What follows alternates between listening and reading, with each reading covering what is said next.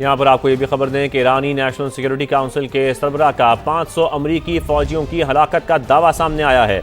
Ali Larijani कहते हैं कि अमरीकी फौजियों की हलाकत के बाद सबसे पहले अमरीका के नारे का क्या बनेगा। नेतन्याहू ने ट्रंप को ईरान के खिलाफ नाजायज जंग में घसीट लिया है। अली लारिजानी की जानिब से यह भी कहा गया। ईरान की मिसाइल लॉन्चिंग साइट्स पर हमले जारी हैं। अमेरिकी सेंटकॉम ने ईरानी मिसाइल लॉन्चिंग साइट्स पर हमलों की वीडियो जारी कर दी। बयान में बताया गया कि ईरानी मिसाइल लॉन्चिंग साइट्स को ढूंढ कर तबाह कर रहे हैं।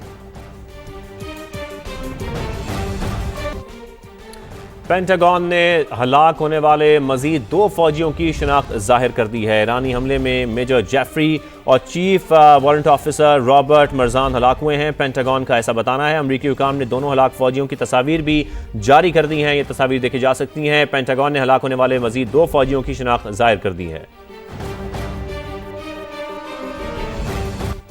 बरतानवी खुफिया एजेंसी के साबिक सरबराह ने ईरान के खिलाफ जंग गैर जरूरी करार दे दी है। अमेरिकी टीवी को इंटरव्यू में कहा कि गैर जरूरी जंग किसी पेशगी खतरे को रोकने के लिए नहीं थी। ईरान की जंग का बेहतरीन नतीजा वेनेजुएला जैसी सूरत हाल हो सकता है। इस जंग के वेनेजुएला से भी खतरनाक नताइज सामने आ सकते हैं।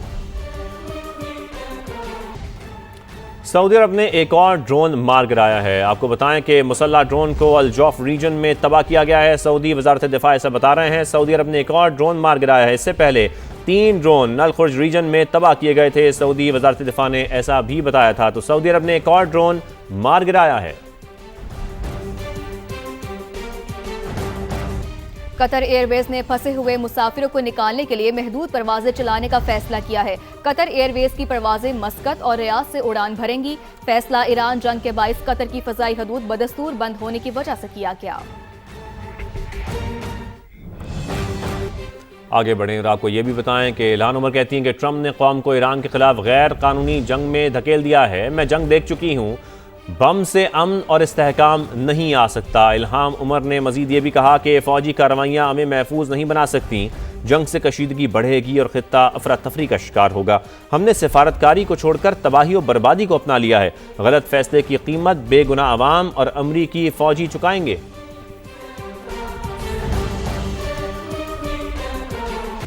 अब बात करें, अमेरिका ने ईरान से 2000 किलोमीटर दूर जाहरियत का मुजाहिरा किया है। ईरानी वजीर खारजा की जानिब से ऐसा कहा गया है। ईरानी फ्रिगेट भारत का मेहमान था जिस पर अमले के 130 अरकान सवार थे। ईरानी वजीर खारजा ने मजीद कहा कि ईरानी फ्रिगेट को बैन अल-अक़वामी समुंदर में बगैर वार्निंग निशाना बनाया गया। अमेरिका ने जो मयार कायम किया है उस पर पछताना पड़ेगा। अमेरिका ने ईरान से 2000 किलोमीटर दूर जाहरियत का मुजाहिरा किया। ईरानी वजीर खारजा की जानिब से कहा गया। मजीद कहा कि ईरानी फ्रिगेट भारत का मेहमान था जिस पर अमले के 130 अरकान सवार थे। ईरानी फ्रिगेट को बैन अल-अक़वामी समुंदर में बगैर वार्निंग निशाना बनाया गया। यहाँ पर आपको ये भी खबर दें कि ईरानी नेशनल सिक्योरिटी काउंसिल के सरबराह का 500 अमरीकी फौजियों की हलाकत का दावा सामने आया है। अली लारिजानी कहते हैं कि अमरीकी फौजियों की हलाकत के बाद सबसे पहले अमरीका के नारे का क्या बनेगा। नेतन्याहू ने ट्रंप को ईरान के खिलाफ नाजायज जंग में घसीट लिया है। अली लारिजानी की जानिब से यह भी कहा गया।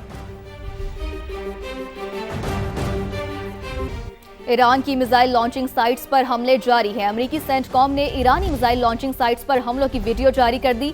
बयान में बताया गया कि ईरानी मिसाइल लॉन्चिंग साइट्स को ढूंढ कर तबाह कर रहे हैं। पेंटागन ने हलाक होने वाले मजीद 2 फौजियों की शिनाख्त जाहिर कर दी है। ईरानी हमले में मेजर जेफरी और chief warrant officer Robert Marjan हलाक हुए हैं। पेंटागन का ऐसा बताना है। अमरीकी हुकाम ने दोनों हलाक फौजियों की तस्वीर भी जारी कर दी हैं। ये तस्वीर देखी जा सकती हैं। पेंटागन ने हलाक होने वाले मजीद 2 फौजियों की शिनाख्त जाहिर कर दी है। बरतानवी खुफिया एजेंसी के साबिक सरबराह ने ईरान के खिलाफ जंग गैर जरूरी करार दे दी है। अमेरिकी टीवी को इंटरव्यू में कहा कि गैर जरूरी जंग किसी पेशगी खतरे को रोकने के लिए नहीं थी। ईरान की जंग का बेहतरीन नतीजा वेनेजुएला जैसी सूरत हाल हो सकता है। इस जंग के वेनेजुएला से भी खतरनाक नताइज सामने आ सकते हैं। सऊदी अरब ने एक और ड्रोन मार गिराया है। आपको बताएं कि मुसल्ला ड्रोन को अल जौफ रीजन में तबाह किया गया है। सऊदी वजारत दिफा ऐसा बता रहे हैं। सऊदी अरब ने एक और ड्रोन मार गिराया है। इससे पहले 3 ड्रोन नल खुर्ज रीजन में तबाह किए गए थे। सऊदी वजारत दिफा ने ऐसा भी बताया था। तो सऊदी अरब ने एक और ड्रोन मार गिराया है। कतर एयरवेज ने फंसे हुए मुसाफिरों को निकालने के लिए महदूद परवाजें चलाने का फैसला किया है। कतर एयरवेज की परवाजें मस्कत और रियाद से उड़ान भरेंगी। फैसला ईरान जंग के बाइस कतर की फजाई हदूद बदस्तूर बंद होने की वजह से किया गया। आगे बढ़ें और आपको ये भी बताएं कि इल्हान उमर कहती हैं कि ट्रंप ने कौम को ईरान के खिलाफ गैर कानूनी जंग में धकेल दिया है। मैं जंग देख चुकी हूँ, बम से अमन और इस्तेहकाम नहीं आ सकता। इल्हाम उमर ने मजीद ये भी कहा कि फ़ौजी कार्रवाइयाँ हमें महफूज नहीं बना सकती। जंग से कशीदगी बढ़ेगी और ख़ित्ता अफरा तफरी का शिकार होगा। हमने सिफारतकारी को छोड़कर तबाही और बर्बादी को अपना लिया है। गलत फैसले की कीमत बेगुनाह अवाम और अमरीकी फ़ौजी चुकाएंगे।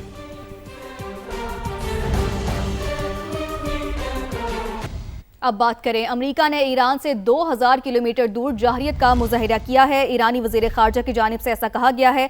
ईरानी फ्रिगेट भारत का मेहमान था जिस पर अमले के 130 अरकान सवार थे। ईरानी वजीर खारजा ने मजीद कहा कि ईरानी फ्रिगेट को बैनुल अक़वामी समुंदर में बगैर वार्निंग निशाना बनाया गया। अमेरिका ने जो मयार कायम किया है उस पर पछताना पड़ेगा। अमेरिका ने ईरान से 2000 किलोमीटर दूर जाहरियत का मुजाहिरा किया। ईरानी वजीर खारजा की जानिब से कहा गया। मजीद कहा कि ईरानी फ्रिगेट भारत का मेहमान था जिस पर अमले के 130 अरकान सवार थे। ईरानी फ्रिगेट को बैनुल अक़वामी समुंदर में बगैर वार्निंग निशाना बनाया गया। रावलपिंडी के शंघाई प्लाजा में 12 घंटे बाद आग पर काबू पा लिया गया है, लेकिन कूलिंग का अमल ताहाल जारी है। तहखाने में मुश्किलात पेश आ रही हैं। मजीद जानते हैं वहां मौजूद समा के नुमाइंदे यासिर हकीम से। जी यासिर, बताइएगा कि कूलिंग का अमल कहां तक पहुंचा है? देखिए, बिल्कुल बेसमेंट में जो आग लगी थी उस पर काबू पा लिया गया है और उसका कूलिंग का अमल जो है वो काफ़ी देर से जारी है। इब्तदाई तौर पर जो इतलात मिली थी उनके मुताबिक ये बताया गया था कि इस बेसमेंट में रेस्क्यू 1122 और फायर ब्रिगेड की टीमों को अंदर जाने के लिए रास्ता नहीं मिला। जो एक रास्ता था इस बेसमेंट में जाने का, उसे 3-4 शटर्स लगाकर बंद किया गया था, जिसके बाद उन्हें इब्तदाई तौर पर इस आग को बुझाने और वहाँ पर पानी का छिड़काव करने में मुश्किलात का सामना करना पड़ा। जिसके बाद इस बेसमेंट में चूँकि कहीं पर वेंटिलेशन का प्रॉपर सिस्टम मौजूद नहीं था और धुएँ के अखराज के लिए कोई भी जगह मौजूद नहीं थी, फिर इसके अतराफ में बाकायदा तौर पर डिगिंग करके धुएँ के अखराज का रास्ता बनाया गया। इन शटर्स को काटा गया और अब जो है वो बाकायदा तौर पर आग पर काबू पा लिया गया है। अब तक जो तफसीलात बताई गई हैं उनके मुताबिक ये बताया गया है कि इस बेसमेंट में मुख्तलिफ मोटरें जो थीं वो लकड़ी के डब्बों में पैक थी और उसके साथ साथ कुछ प्लास्टिक का सामान पड़ा हुआ था, जिसके बायस ये बार बार सुलग जाता था। इब्तदाई तौर पर रेस्क्यू काम का कहना है कि इस आग को 2 मरतबा कंट्रोल किया गया, लेकिन कंट्रोल करने के कुछ देर बाद दोबारा यहाँ से स्मोक जो है वो बाहर आना शुरू हो जाता था, जिसके बायस दोबारा ऑपरेशन जो है वो शुरू किया जाता था। अब बाकायदा तौर पर इस आग पर काबू पाया गया है, जिसके बाद धुएँ के अखराज के लिए फ्यूल स्मोक इजेक्टर्स का इस्तेमाल किया जा रहा है। मशरिक़ वस्ता में जारी जंग के बाइस खित्ते में फ़ज़ाई बहरान शिद्दत इख्तियार कर गया, जिसके असरात पाकिस्तान समेत कई ममालिक की फ़ज़ाई सरगर्मियों पर भी पड़ रहे हैं। गुज़िश्ता 5 दिन के दौरान 8 ममालिक की मनसूख परवाज़ों की तादाद 20,000 से तजावुज़ कर गई है। पाकिस्तानी एयरपोर्ट से छठे रोज़ भी मशरिक़ वस्ता जाने और आने वाली 145 परवाज़ें मनसूख कर दी गई। मज़ीद तफसील जानेंगे नुमाइंदा समा जावेद असगर से। जी जावेद, आगाह कीजिएगा। जी, आज कराची से मशरिक़ी वस्ता की 35, लाहौर से 29, मुल्तान से 12 परवाज़ें मंसूख की गई हैं। इस्लामाबाद से 35, पेशावर 14, सियालकोट 12, फैसलाबाद 6 और कोटा से भी 4 परवाज़ें मंसूख हुई हैं। जबकि मजमूई तौर पर ईरान पर हमले के बाद पाकिस्तान की मंसूख करदा परवाज़ों की तादाद 900 हो गई है, जबकि Dubai, Abu Dhabi, Sharjah airport से हंगामी इनखला के लिए 167 परवाज़ें ऑपरेट की गई हैं और 8 मुल्क की फ़ज़ाई की बंदिश के बाद बुध को 4300 परवाज़ें मंसूख हुई हैं।